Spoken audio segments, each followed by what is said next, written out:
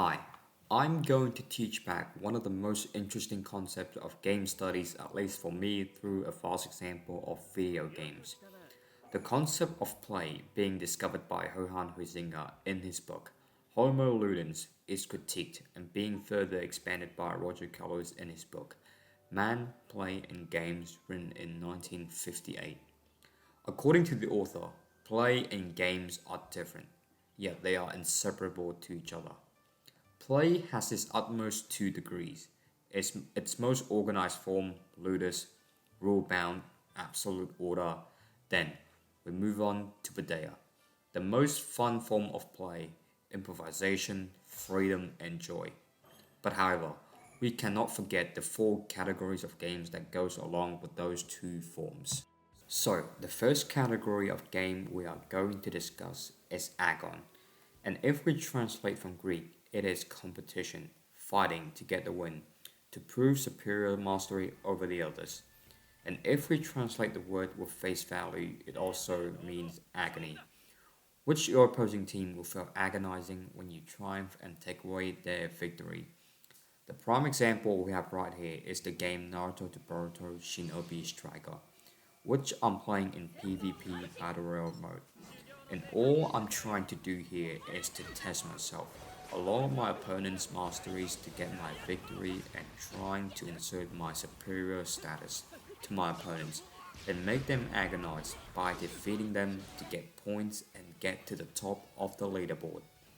And if we put this game in the form of play, then this game will be Agon Padea, because this game's mechanics will allow you to create and change between four types: attack, range, defend, and heal, with different skills or jutsus and weapons.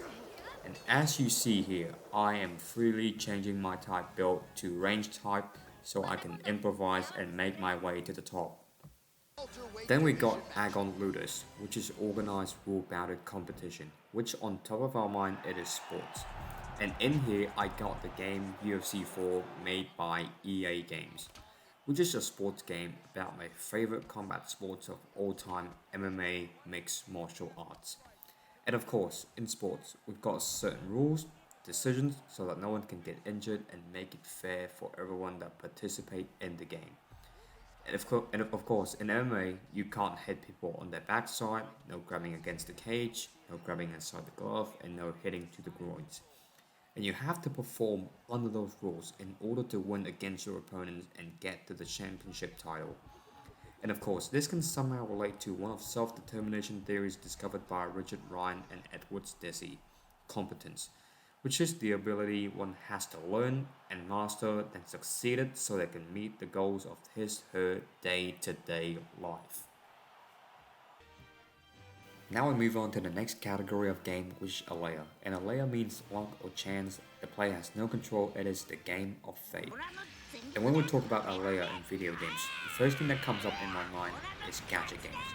And for those who don't know what gacha games are, it is a video game genre that implements gacha or toy vending machine mechanics. And what I have right here is the mobile gacha games I'm playing when I'm not on my console, Dragon Ball Legends. It is based on a very famous anime show, Dragon Ball, and one of the main objectives of this game is loot boxes with catching elements. We use in-game currencies to pull rare characters or characters that you like. This game lies under Alea Padea, because this game let you choose either you do missions, side quests, or you purchase using real-life money to get in-game currencies, or just enjoy the stories and events that this game has to offer.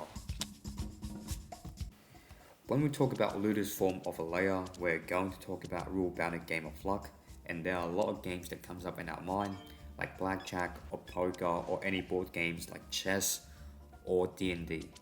But in here, for my example, it is Uno. In these card games, there are not a lot of rules and they are pretty easy to understand, they're pretty straightforward. Like, you have to say Uno when you only have a single card left in your hand, or else you have to draw two cards, or stacking with the same number depends on the people you're playing with, or depends on the kind of Uno you're playing with.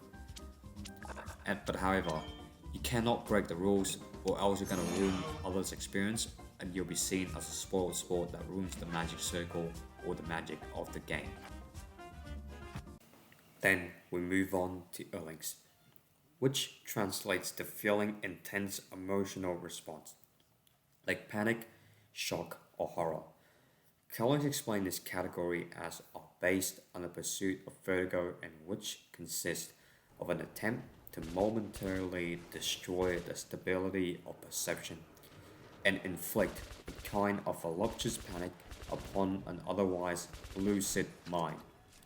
In all cases, it is a question of surrendering to a kind of spasm, seizure, or shock which destroy reality with sudden brusqueness. In this category's lowest form, we have Erling's ludus, and this time I'm going to use the example of the game Metro, a FPS shooter survival horror video game developed by 4A Games. And in this game, your goal is to kill the mutants with firearms and the enemies will pop up on you randomly at some point of the game to catch you off guard, which elevates your heart rate, hence give you the shock, give you that excitement and adrenaline. Then we move on to this category's highest form, which is Erling's Padea. And in this situation, it's Ghost House. In this clip you're seeing right here, you can literally see that these girls are screaming and streaming that they are having a good time. And in this form of play, you're free to perform any way you like. For example, in roller coasters or in any kinds of like amusement games, you can scream, yell, making a straight face, or even making fun of the props or the actors, and you're having a good time.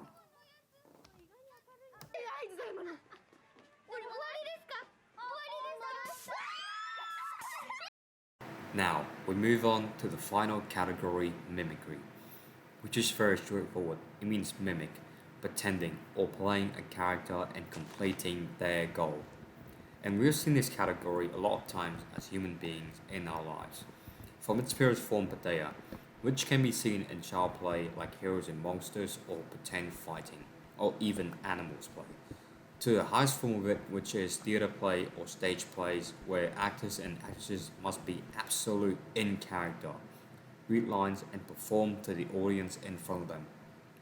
In video games, my example of mimicry Padea is one of the most popular games in the history, Minecraft. And in this game, you are transported into a new world playing the role of a survivor or the character's Steve, with random coordinates and biome. This game offers you little to none narrative, and there's no end goal, but however, you can do whatever you wish, like building, mining, crafting, or farming. And the only thing that stops you is your imagination, and you are the person that decides your end goal. Now, we move on to the ludus form of this type. We got the game Devil May Cry 5 made by Capcom. In this game, you get to play the role of three characters, Nero, Dante, and a new character, V. Then later on we know as the part of Virgil, Dante's twin brother, or 4, if you count the Virgil DLC, which I'm playing right now. And you are playing the role of the Devil Hunters. And the main objective of this game is to explore the world where devils from hell trying to take over, killing different kinds of devil by upgrading their skills using special gems, chaining combos to build style points and complete each character's storylines and understand their goals and motivations, which relates to one of self-determination theory, relatedness. It is the feeling of being connected or related to others. Caillois not only criticized Huizinga, but also expanded on the Dutch historian's thesis. He gives the definition of play in games more in-depth and more meaning. Each category of play in the form of game's end goal is only one, is to give the players the excitement immersed into the magic circle since play has always been one of the human's primal instinct, culture, and society. And as Brian Sutton says, the opposite of play is not work, it is depression.